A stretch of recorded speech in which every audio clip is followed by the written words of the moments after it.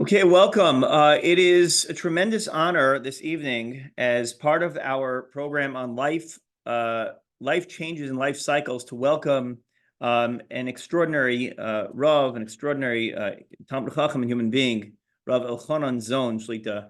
Rav Elchonon Zohn, who I've had the honor to work with throughout the past few years, both my capacity through the CRC as well as at one point not just the president, but also the chair of the um, Chevra Kadisha within the CRC, to work with Rav Zohn, who really is an established expert in these areas, in the areas of Chesed Shel Emes, in the area of both Taharos, burial, and preparing ourselves for the ultimate transition that comes after Me'av Esrim. Rav Elchonon Zohn has been the director of the Chevra Kadisha of Vada Rabbanim of Queens for, I think, over 35 years. He's also the founder and president of a remarkable organization called the National Association of Chevra Kadisha, or NASK, N-A-S-C-K. You'll look it up afterwards. We'll send out the links. And that is an organization which provides support and networking for Chevra Kadisha.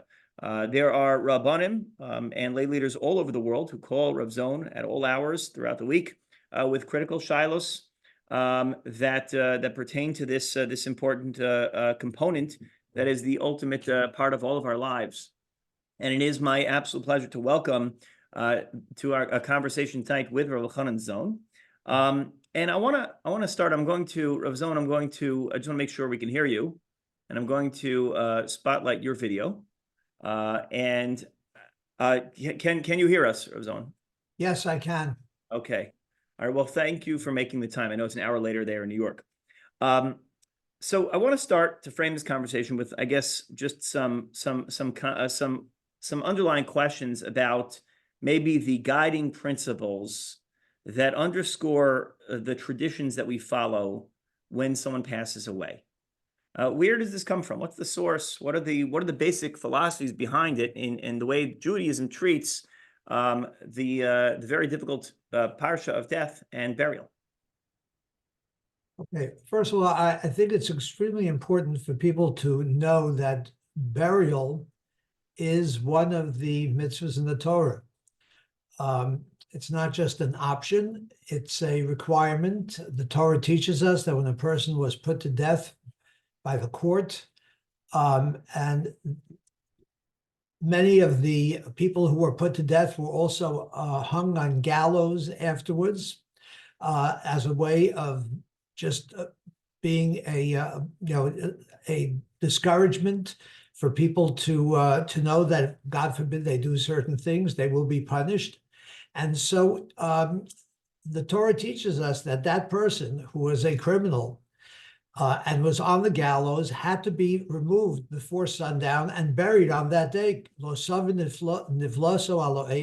cannot leave their body on the gallows. You're required to bury them on that day. I think what the Torah is underscoring here is the fact that not only is everyone deserving of burial and requires burial, but even the person who is the least productive and the least worthy of our people, the person who was put to death by a court couldn't find any reason to spare their life. Nevertheless, that person is required to be buried. And the Torah gives us a reason for it. And the reason is because to leave them on the gallows is ki kilalat Elokim talui. That is basically leaving, it's as if God himself were being desecrated, because each of us, every person, certainly every Jewish person, is created as a tselem Elokim, created as in the image of God and is godlike, and therefore to leave their body in a state of desecration, a state that is a degraded state, is in essence degrading to Hashem himself. And so there is a requirement in the Torah to bury. I think what I would say is the underlying theme of everything that we do when a person dies is focused on giving kavod, on giving honor and respect to the person who died, but not just to who they were, not just to them as a person, but to their body, honoring their body as a body that is, again, a Tselem Elokim, is created in the image of God, and contained a part of God himself. The Torah begins with creation, and it tells us that after the entire creation, the final creation was the creation of man. The entire world was created for the purpose of man and woman, and we are created in two parts. First, Hashem fashioned Adam from the ground, and then Vayipach Ba'apav Nishmas Chaim, he blew into him a soul of life, which is part of Hashem himself. When we blow something into something else from ourselves, that is actually coming from within us. And so we are created not only in the image of God, but we actually contain a part of God, which is our neshama, which is our soul. And so when a person dies, and actually Adam was the first person who lived, but he was also the first person who died. And he was actually told by Hashem when he died, the way he was told that he would die was, ki ofer ata, you are created of earth, via ofer ata toshuv, and you will return to the earth. Ki mimenu lukachta, that's where you came from. That is where you shall be placed. And so that goes back to Adam Harishon, and therefore this is extremely significant. The chesed, the kindness, the way we treat a person when they die, the way we give them kavod, is not subjective. It really does not change from culture to culture. Of course, in the world it does, but in our world, it's not subjective based on the values that pertain or prevail at a certain time in history or in a certain place, but rather we call it chesed shel emet, chesed of truth. And we know that the only objective truth is truth of Torah. We say it every time we get an aliyah, every morning when we make the bracha, asher baruch abanu kalamim v'nasa lanu es toraso, and then when we get the aliyahs, Shanasolanu Torah Emet, we were given a Torah that is the only objective truth. And therefore, the chesed that we provide is the chesed defined by Torah Emet. And so the chesed that we are to follow as Jews when a person dies is the chesed as defined by the Torah, the kindness as defined by the Torah, and we'll discuss those those ideas, those traditions and procedures that we follow to be able to bring about the ultimate chesed shel emet, true kindness.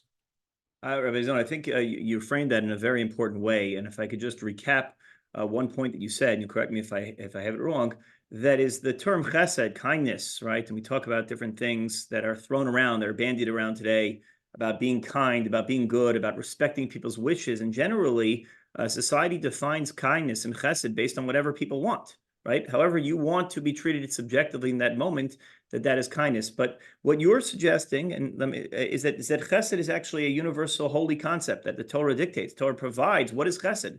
Chesed shel emes is something the Torah defines for us. It's not something that based on the whims or the values of one particular society or movement or political belief that all of a sudden it shifts. So chesed is a set, has always been defined by the Torah. In other words, that's not something that if the whims of society is all of a sudden we want to treat a mace this way, treat a person who passed away this way because it has environmental considerations or it has some other considerations, that suddenly becomes the new definition of chesed. Chesed is a stagnant value. Absolutely. That's exactly the point I was trying to make. And as we go on, we will see how important that concept is in everything that we do. So that's also, it's not just sort of the value of the traditions of how we follow, but also from a halachic and ritual perspective as well. Can you speak a little bit to the background of the halachic and ritual bases of how we treat the person when they die. Where does this come from, and what are the underpinnings from a halachic standpoint? Okay. So I think, first of all, we need to recognize that burial is only in the ground. When the Torah tells us, kikavra to berenu, you need to bury, it must be in the ground. And again, it's very clear from the second pasuk I quoted, which is actually first in the Torah, earth, dust you are, and to dust you shall return. That makes it very clear that that's what it is. And there are reasons for it.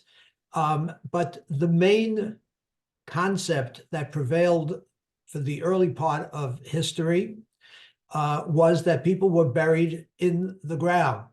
Exactly how they were prepared, or what they wore, or whether they were buried in a box, is not clear. We certainly know that people were buried in caves. The idea was for the person to be to return to the earth as quickly as possible. There's an important concept to understand, and that is that burial in the ground is a form of kapara, a form of atonement. We actually say it in a pasuk that we repeat every Shabbat in Avarachamim, V'chiper admaso amo. It's a pasuk in Hazinu, it's a pasuk in the Torah, that the earth atones for its people. And one of the understandings of that is that when we return a person to the ground, the physical return of the body to the ground is part of the process of atonement. There's a pasuk that makes it more clear, a pasuk in Koheles and Ecclesiastes, that says the dust returns to the earth as it was. And the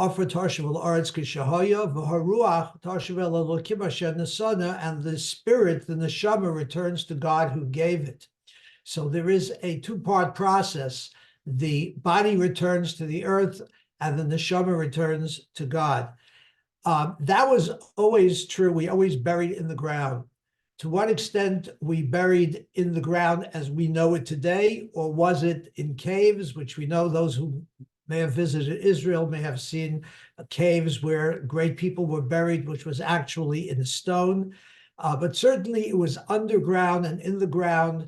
The use of caskets goes back to the time, certainly to the time of the Gemara, and maybe probably before that as well. There are indications in the Midrashim that it goes back all the way.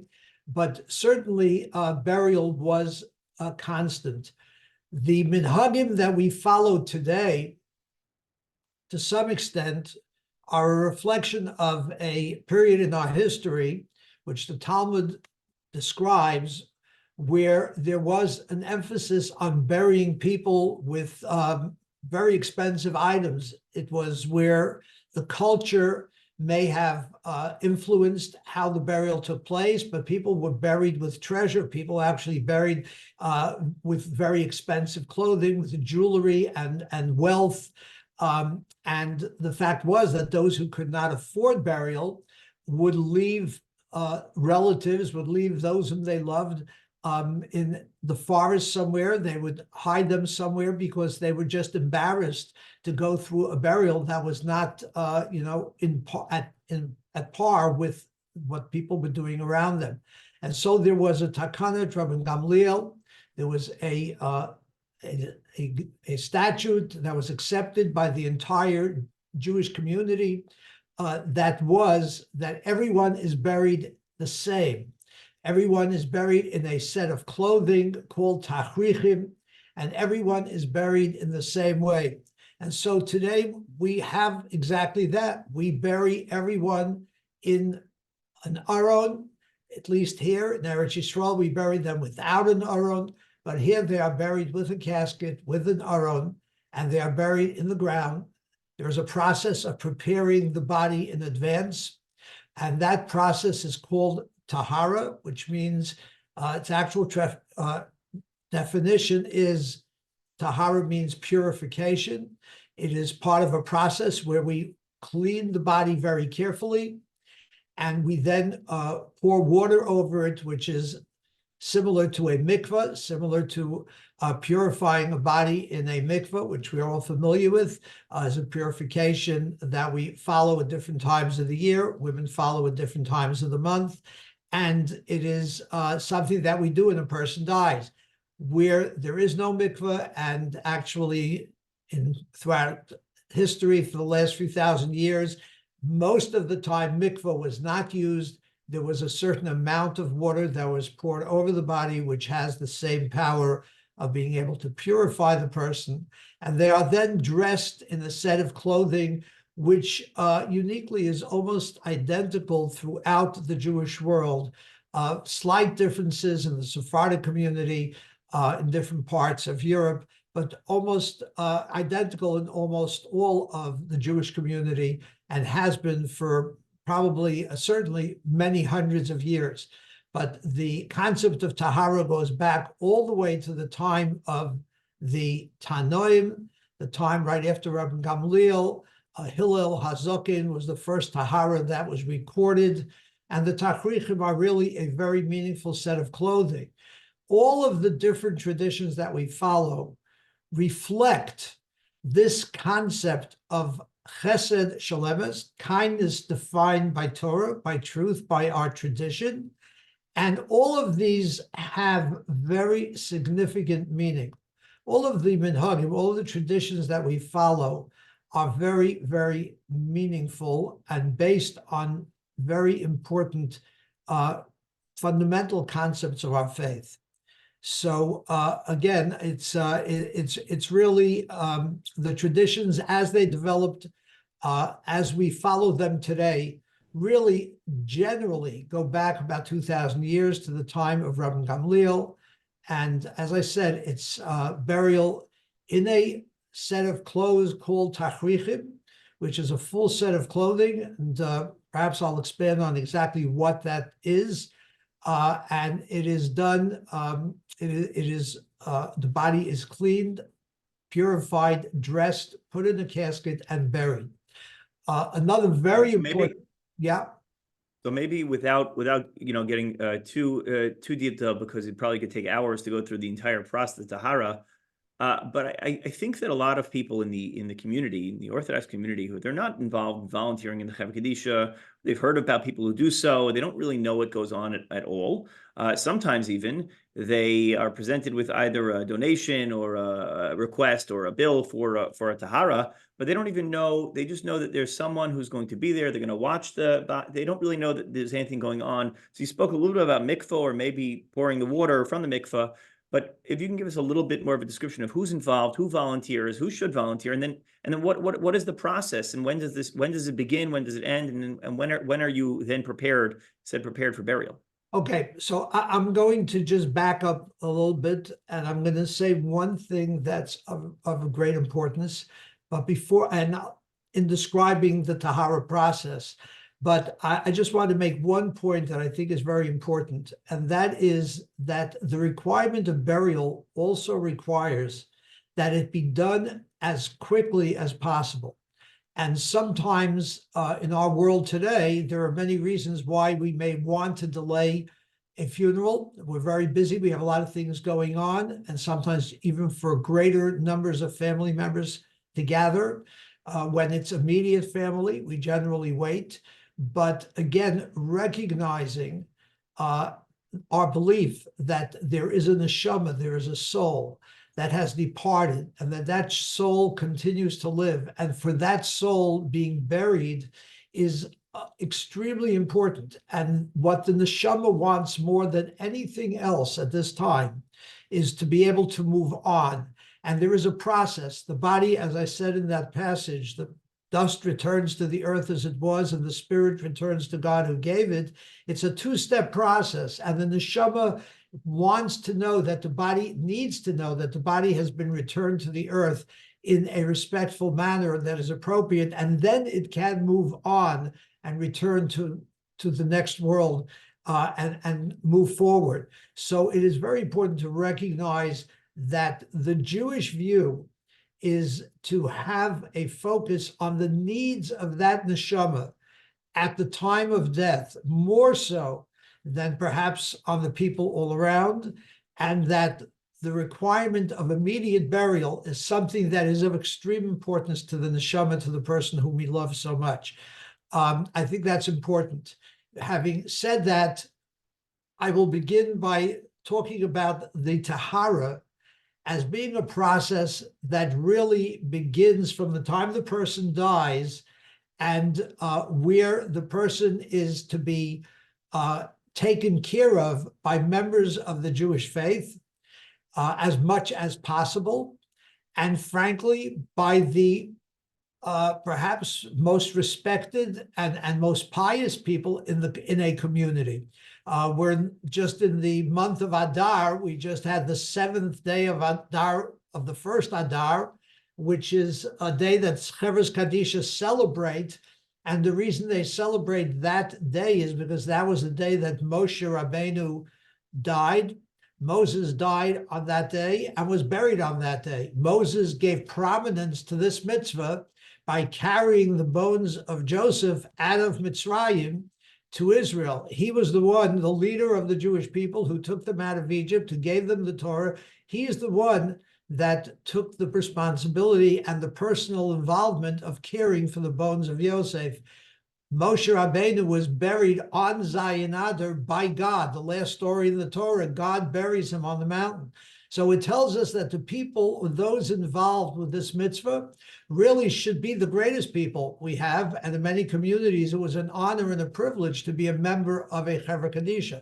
So when you talk about who should volunteer, people who feel they are deserving, and people who feel they want to do this mitzvah are ready to take the responsibility of preparing people within their own community in a way which is not always convenient, not always comfortable, but in a way that will provide for those in their community, for the Jewish people around them, with the greatest kavod, the greatest respect, and the greatest chesed, being able to follow the rules that prevail at that time, putting perhaps their own subjective feelings aside and willing to accept the tradition and the responsibility.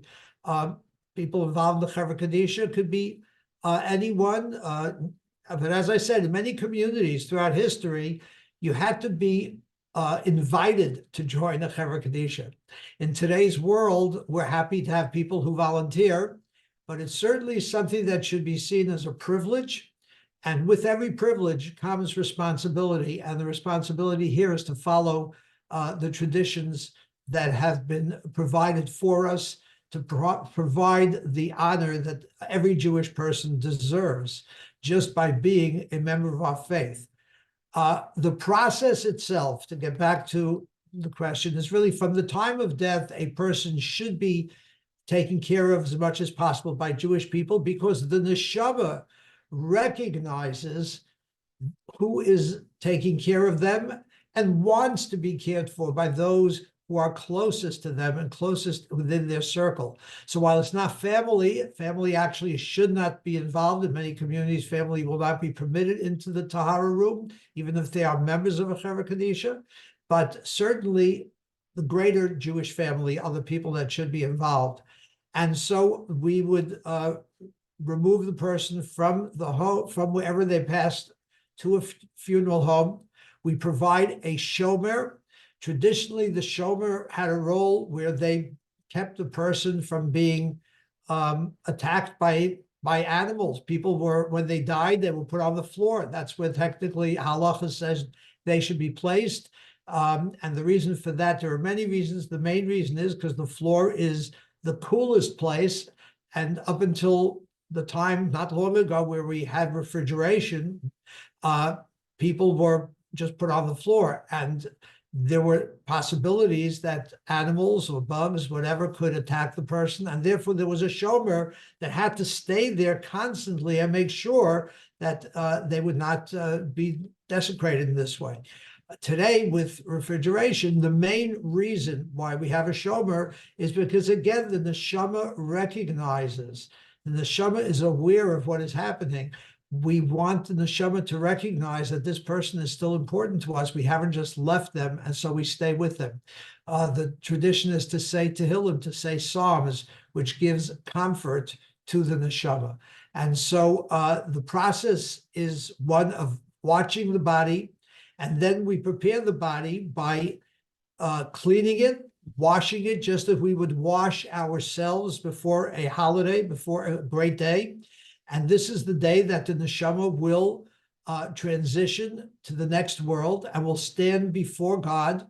And our belief is that we will appear before God as we are in our earthly form. And so we wash the body, we give them kavod, just as a child is washed when it comes into this world. We prepare them and wash them to appear in the next world. And we dress them in a set of clothing that are tachrichim, which I will describe. But before we do that, after we wash them, we pour water over them or immerse them in a mikveh. The water that is poured is approximately 24 quarts of water that is poured in a continuous flow, like a shower, over the person, and that provides a certain level of purity. From certain types of impurity, a mace is still impure, a kohen can still not be defiled by going into the place where the body is, but it is pure from certain types of impurity. And after that tahara process is completed, we dry the person, and we dress them in a really beautiful set of clothes, which comes with a hat, a shirt, pants, a jacket, and a belt, all of which are the clothes that the Kohen Gadol wore, that the high priest wore when he entered the Kodesh HaKodeshim, the holiest of holies, on Yom Kippur. This reflects our belief that we are appearing before God on our final Yom Kippur, on our final Day of Atonement. Just as the high priest prayed for his family and for the Jewish people, we will pray for ourselves and for our families and for the Jewish people. And so there is no more meaningful set of clothes than a set of white linen, which represents purity. The clothing are made without pockets to indicate that we don't take anything with us except for our good deeds. We don't take anything material with us, which is why we don't wear rings when we die. Even if it's a ring we would never remove during our lifetime, when we die, it's not what we take with us. What we are taking with us is the masim tovim, the good deeds, the wonderful things we may have accomplished in this world. And we don't sew these shrouds with knots in our belief that this is just temporary. The Mashiach will be here and we will have resurrection, and this will be the set of clothing that we will come back in. A man wears a talit, wears a tzitzit. Okay, we make them unfit because a person who died does not require to be in to have a mitzvah of tzitzit. On the other hand, we dress them in tzitzit so that we know that when they will come back, they will immediately be able to have a mitzvah to fulfill by wearing a tzitzit. So all of these represent very core beliefs of our faith and have extreme meaning. I think what I have found to be the most common reason why a family may not want a tahara is because they want the person dressed in their own clothing, again, influenced by our society and the movies we've seen where people are dressed on view, dressed in very nice clothing or clothing they may have loved and may have even asked to be dressed in without the knowledge of what our traditions really mean.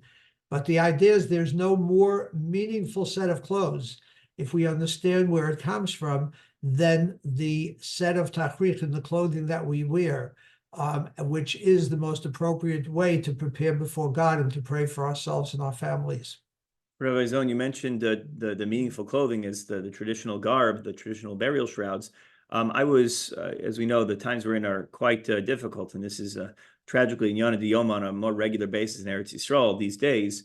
I was visiting with a group of rabbis, Machane Shura, which is the camp where the army and the Israeli rabbinate of the army had the impossible task of deciphering, who was who, sometimes with DNA, sometimes with ID tags.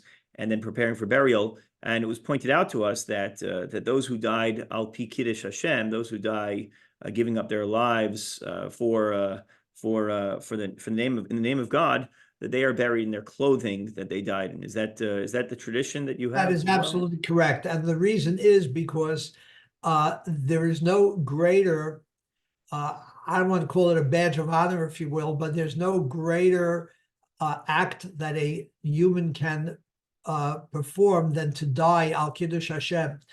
And if we talk about appearing before God as we appear in our earthly form, appearing before God with the obvious violence of how we died, and that we died because we were Jews, and we died because of who we are, and basically because we represent him, and we are his children, we are his family. That provides in heaven the greatest source of compassion and rahmanas for us, for that person who died, as well as for our people.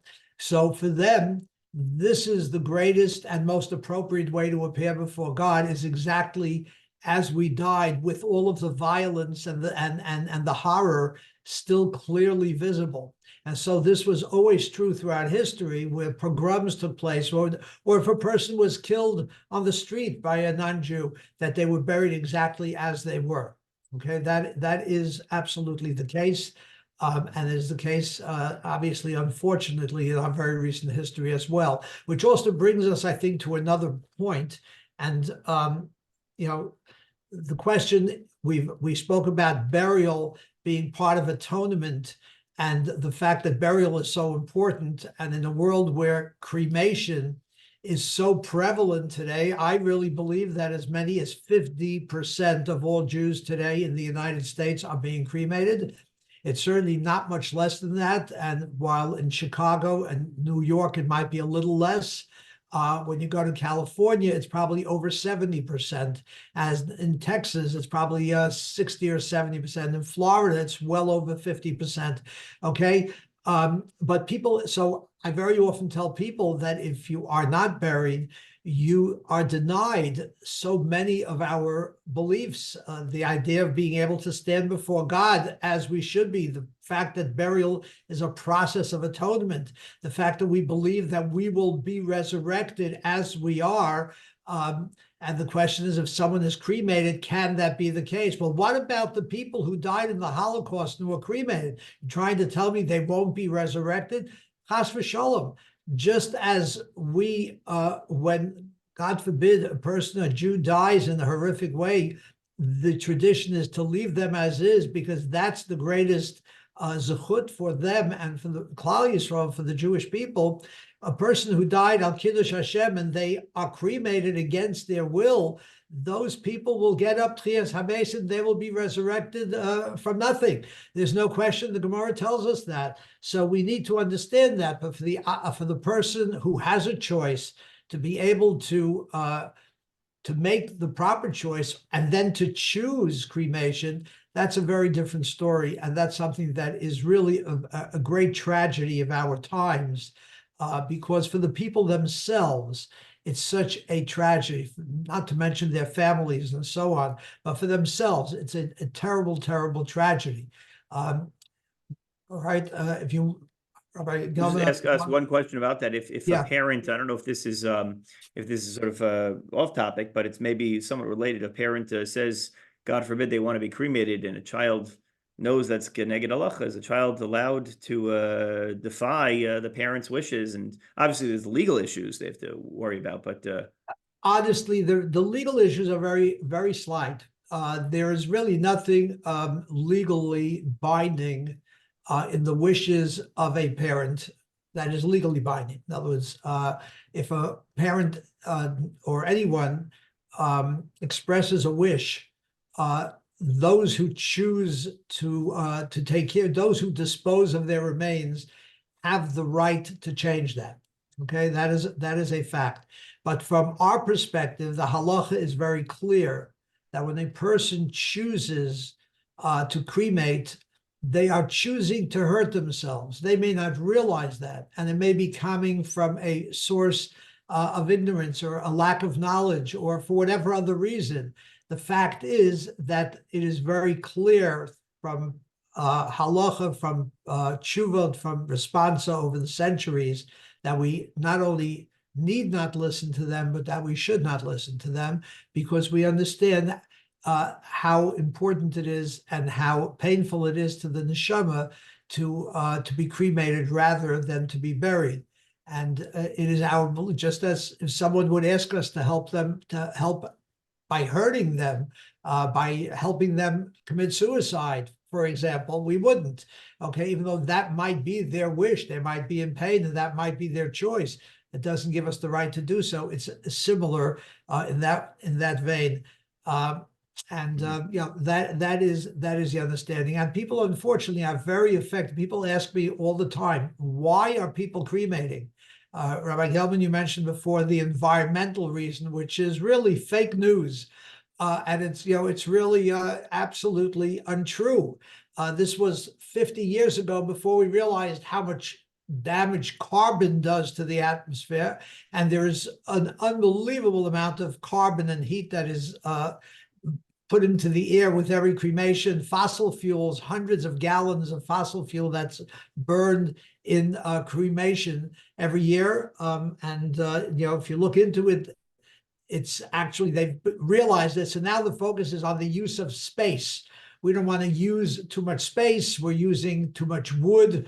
Well, we bury in very simple wood, and it's not a big waste. We're not using mahogany or very expensive woods. Plain pine is what's preferred. So there really is the best for the environment is Jewish burial, where there's no embalming, no formaldehyde being put into the ground. Okay, it's Jewish burial really equals green burial. So when you're on the topic of which coffins one may use, again, obviously in Eretz Yisrael they're not using an aron at all, but you spoke about simple plain pine and staying away from the fancier woods. What is the sort of the absolute limit? I know sometimes this is a negotiation. More modern families, what are they allowed to do? What is considered usher? What's preferable? You said is the simple, but where is the limit? Okay, so technically, any casket made of wood is okay. It should be without nails, if possible. Okay, even that is not the worst thing, but really any wood casket is okay. But as I said, plain pine is preferred. There's a concept not only of simplicity and not burdening people who can't afford better caskets. Rabbi Gamliel, right. Right. But although the takana of Rabbi Gamliel, the statute was really never on the casket, it was on the clothing, but never on the casket. Okay, they didn't discuss what type of casket to use. And I believe that was the reason why the Rav Soloveitchik in the 60s condoned using any wood. Of course, he preferred using a simple wood that everyone would use uniformly, as we do today, we try to do today. But I would not make a fight over wood if that was needed to do it traditionally and do it the right way. I think the battles today are really, first of all, over burial. In-ground burial as opposed to mausoleum burial, which is not really burial according to halacha. Immediate burial, to do things as simply as possible and as quickly as possible. That is, I think, the main battle. If it means a wood casket, that's fine. Metal caskets, on the other hand, are absolutely to be avoided. It's not considered proper burial, but any wood casket, preferably with holes in the bottom, is acceptable traditionally. Okay. What about the vaults they have in Chicago and certain areas like in Florida, because of the high water level, they have these vaults that they put around the mace. So I will tell you that the high water level, it's sad, it's unfortunate that if there are going to be vaults required because of the high water level, I would insist that those vaults be open at the bottom as fully as possible. And the reason is because when the vaults are placed in the ground because of water, the main reason is so that it will not shift. Okay, but there's no need for there to be a bottom to it. And the problem is that when it's a closed vault, those vaults fill with water. but because they have a bottom, the water does not recede very quickly. So those like really can become almost like being entombed in water. So it's, if you're going to use vaults, and Ramosha was matir, Ramosha agreed, that Ramosha Feinstein is who I'm referring to, agrees in a tshuva that if necessary, vaults are permissible. But it's important to say that those are vaults made only of concrete, because that's earth. Today we have vaults made of all kinds of other materials. We have metal vaults, we have vaults made of acrylic. That is absolutely not acceptable in halacha. But a vault made of concrete, and preferably, very preferably, open at the bottom, and especially if they will allow us to put some earth into the vault before it's closed, is permissible. But again, that's vaults only of concrete, and that's vaults, not mausoleums, which are above ground, not to be confused with that. Thank you. If I could ask, just switch topics a little bit here. One of the things that comes up often is when a person maybe did not live the most traditional or Orthodox lifestyle. So you hear all sorts of stories. Certain cemeteries, certain Chavos Kedisha, they don't bury sort of Orthodox or non-Orthodox together. What do we have to know about this in terms of separate sections? What about an intermarried couple and these mixed sections? What goes on there at the cemeteries, and what do we have to know about this when we're navigating these sensitive issues in families and friends' lives? Okay. There is a halacha. It's actually halacha l'Moshe Sinai. It's a Gemara in Sanhedrin that says that Moshe was told at Sinai that you cannot bury a tzaddik next to a rasha. Now, when the Gemara defines that as to what that means, the Gemara is telling us that if someone was put to death by stoning, they were not to be buried next to someone who was put to death by hanging, okay, by chenek, which wasn't really hanging. So we're not talking about a very big difference, but that people of a certain level of observance were to be buried next to people of a certain level of observance. So from that, it has become that there is a requirement for people who are Shomer Shabbos to be buried among those who are Shomer Shabbos. And many cemeteries and many communities, they will have sections for those who are Shomer Shabbos. But the Gemara makes it clear that a non-Jew, and Gemara calls it a kal v'chomer ben beno shel kal v'chomer, a logical reason that is, the most powerful logical reason, that if you can't bury a person who is a lesser observant person next to a person who is a greater, a more observant person, that certainly you can't bury a non-Jew in a place where Jews are buried, or vice versa. So therefore, all Jewish cemeteries will, or certainly should have in their bylaws, that only a member of the Jewish faith can be buried there. And for those people who are intermarried, we should have them buried. Obviously, everyone should be buried. By the way, a non-Jew should be buried. It's not one of the 7 mitzvahs b'nei Noach, but it's a chesed we can provide for them as well. The halacha, the Torah statement that from dust you are, to dust you shall return, was said to Adam, who wasn't Jewish. A non-Jew is also created in the image of God. So they should be buried as well, but they should be buried in cemeteries that are what we call non-sectarian cemeteries. So they need not be in a place where there will be Catholic symbols, crosses, but they will be buried in a place where there are non-Jews and Jews mixed together.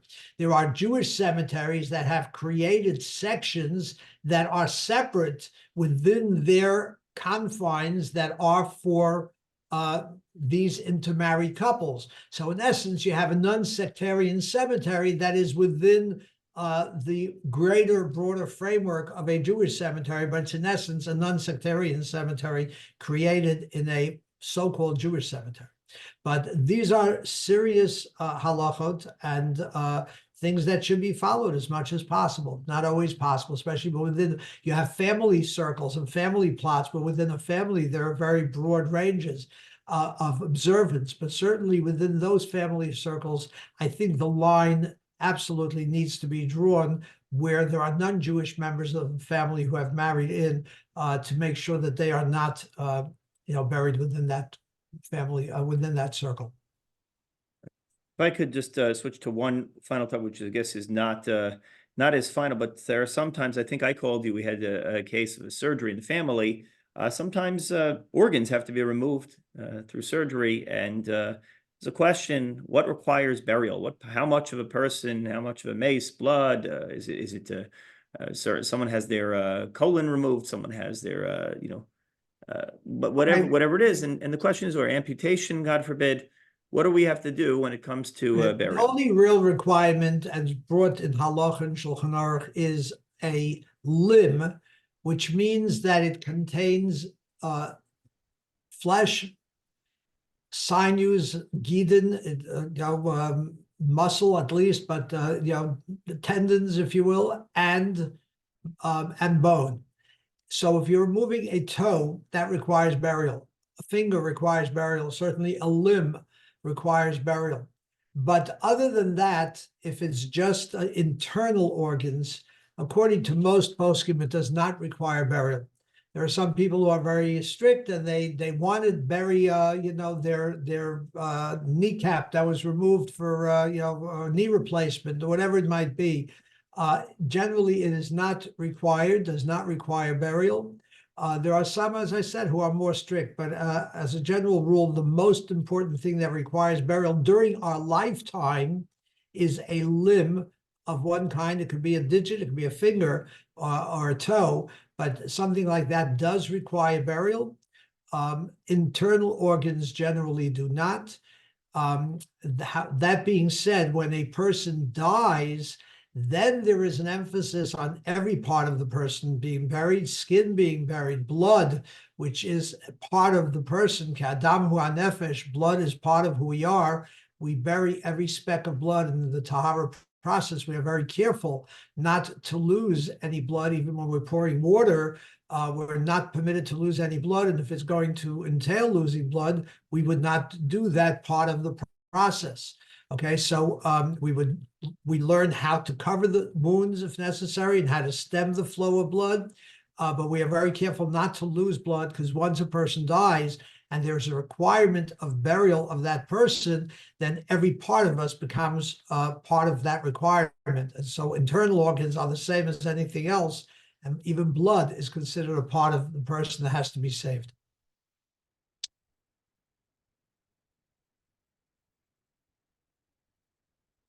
I can't. I'm muted. I apologize. Okay, no problem. Thank you, Rabbi Zohn. As far as the questions I had planned initially, I think we covered a lot of them, really covered some of the overviews of these subjects. I wanted to do two more things. If we have an opportunity, if there's anyone, and sometimes this is a topic people are a little more shy, bashful, you could always email a question into me, and we can direct the question to Rabbi Zohn afterwards as well. If I don't understand any questions, particular questions, any general questions about what we've spoken about today, things that we didn't speak about, I want to give an opportunity now for some of our participants to ask any questions. And if not, I want to just share some of the information that Rabbi Zohn has on the website for National Association of Chevra Kadisha as well. Okay, before I do, I just want to make one very important point, and that is because cremation is so prevalent, and because the lack of knowledge in this area in the general Jewish community, the secular Jewish community, is really so prevalent. It's very important for everyone to reach out to those people in their family circle, people they are close to, and ask the question, open a conversation before the person dies, so that you can perhaps make the case why they should be buried rather than whatever else they may have in mind. The time to do that is in advance, so we're not up against wishes that have already been concretized and put into a will or into a family. Families know that. Open the conversation. There are a lot of ways which we can, and I'm going to give you that website right now. We have a website called lastkindness.org, which is for the secular community. And I'm going to recommend, there is something on that website called the Last Kindness Guide. It's on every page on the right side in a little black box. It's a fascinating guide that goes through all the different reasons why people might cremate and gives one another perspective in an extremely respectful way. Something that could be handed, we have them available. Something that could be handed. We're sharing the screen right now. This is the website. Oh, okay, great. So there and you see it, the Last Kindness Guide on the right. And Rabbi, if you want to go into Learn, if you want to go under Learn, if you can click on the Learn, yeah. Sure. Go in there and scroll down. You will see, as you scroll down, you should be able to see videos. Yeah, there they are. Keep going, keep scrolling. Jews and tattoos. We have Yeah, Jews and Zohn, the tattoos. tattoo be buried in Jewish cemetery. Important, right? And then we have videos on cremation. Right. And if you keep going further down, we just added 3 fascinating videos that are really great. One more, yeah, yeah, right there. The cremation process is one of them. The cremation process is one of them. If you can get, now you have For Grandma from Erie, fascinating little film about a family going through death and a burial, with really powerful, the closure that it provides, the emotion, the respect. And then the last one, Why I Changed My Mind. I think you lost it. It looks like the screen is scrolling itself. Yeah, it's scrolling. The third one is called Why I Changed My Mind. And it's 6 families explaining how happy they were. They changed from cremation to burial. It's yeah, there it is. Why I Changed My Mind. 6 Jews, 6 families who chose burial. Excellent. It actually was filmed at our cemetery in South Florida. We have a cemetery in South Florida that is extremely low priced, and the point is to make sure people get buried and they don't have to cremate because of cost. Okay, and 6 families, very well done. Those are fascinating. You can look at them yourself, share them with people you think who might need them. Excellent. Thank you. This is a wealth of important information to share with others. There's also Rabbi Zohn's National Association for Chevra Kadisha website, which is over here, that you can check out information for those who are already sort of already initiated. So many great resources here, including, I want to emphasize, the MS card, which is about making your plans for your halachic will, and the plans for how you want to be cared for if, lo aleinu, God forbid, you are incapacitated, and all the important shilos and questions that come up from medical intervention and end-of-life decisions have to be made. It's important to make those decisions early in advance with the guidance of a trusted Orthodox Rav, and rather than leave it to chance or to so-called ethics committees in hospitals. So lots of important information and resources on this website. I should also say we're about to relaunch this in a much friendlier and really much more powerful way, hopefully within the next couple of weeks, actually. Excellent. Okay. So if we have an opportunity, if there's anyone who has any questions, we have an opportunity for like two minutes or so for questions. Otherwise, we will be certainly open and available to field questions via email or phone later on, of course. Okay, I would say it's a pleasure. It's always a pleasure to see you, Rabbi Zohn, but obviously a very difficult topic. But I want to thank you on behalf of our shul and behalf of our community and the national, international community for all you do for this very important mitzvah, and what you do in an incredible, remarkable way, l'shem shamayim u'tiferes, to provide all Jews with proper kavod acharon, a final respect that they so deserve, that is in keeping with our halacha and our tradition. And you should be zocha not only to continue to your work, arichos yamim, in strength with good health, but also it should be a merit for all of us. Learn the halachos properly with proper seriousness, that we should be zocha to a proper arichos yamim, and of course, when the time comes, to a proper burial in Tara after May of Esrim Mitzvah Shem. Thank you very much. It's a pleasure to be here. Thank you, Rabbi John. Thank you. Thank you everyone for joining. Have a good night. Good evening.